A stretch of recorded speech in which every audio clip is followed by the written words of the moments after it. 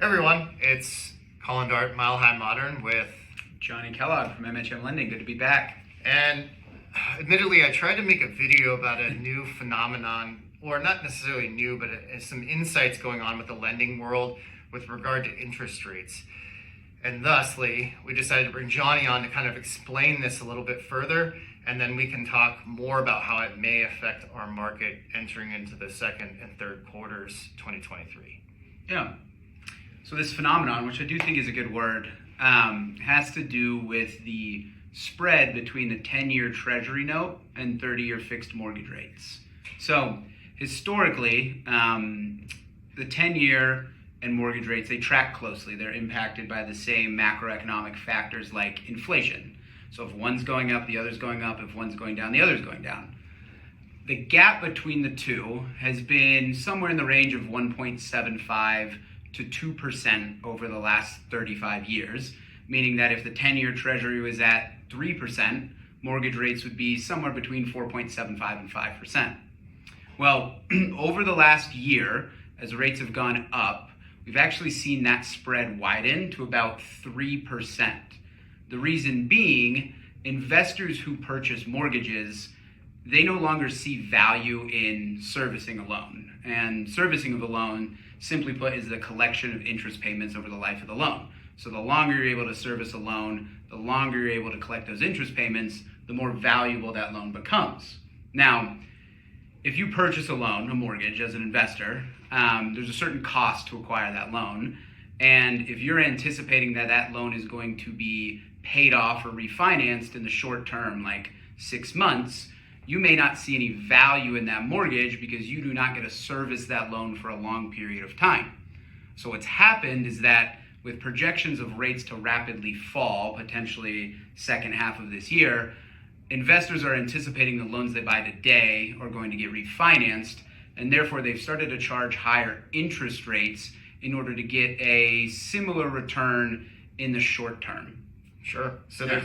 they've got more of a spread going on right now. Right. So they can make sure they're making money because there's anticipated, hypothesized interest rate decline in the future, which Yep. means a refi boom potentially. Yep. They're not holding the paper any longer and potentially losing the money that they had to, the outlay to Right. service that loan. Yeah. So with this spread, where do you anticipate that starting to fall off or decrease as the year marches on?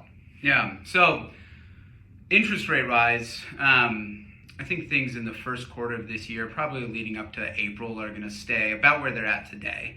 And then as we get into May, we see some really favorable data as far as inflation is concerned. And that's when mortgage rates should start to come down. Now, as soon as rates come down to a level in which investors believe that those buyers or borrowers are going to hold on to that debt longer term, so if rates came down to, say, 5.25%, they may think that, hey, that's a doable rate. That borrower is going to carry that mortgage for 3 or 4 years. As soon as that happens, that spread is going to shorten again because now investors see that value back in servicing. So it's going to be kind of like gasoline on a fire. As soon as the inflation data starts to bring interest rates down, we're also going to see a speed up or an increase in them dropping because that spread is going to go back to that historical level of somewhere between 1.75 and 2%. Okay, great. Yeah, I keep hearing gasoline on a fire is a good way to put it. I hear velocity when we're talking about interest rate movement downward pressure. And we're talking about a time of year where historically the most buyers are out in the market, and this could create a very interesting buying and selling season towards the mid and latter part of the year because we've been held back a little bit by higher interest rates, although the paradigm has shifted and a lot of buyers are still getting out to the market. There's solutions to deal with these interest rates, which we've talked about in the past. So we're getting to a point where interest rates may be more palatable and even enticing into May, June, July when we have the most inventory on the market. So will we see a little second bump of activity this year? I'm thinking so. Yeah.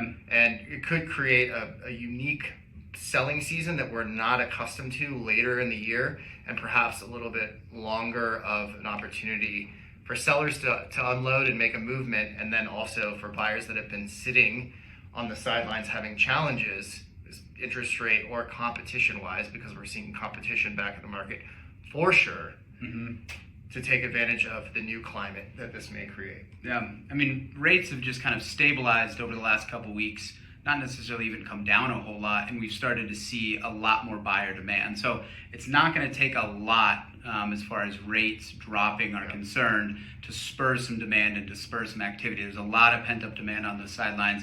People are just waiting for a little bit of a movement, and I think it's on the horizon.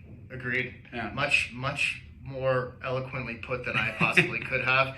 As always, if you have questions, we're both here to take care of whatever you have for us, and until next time, take care. See ya. Ciao.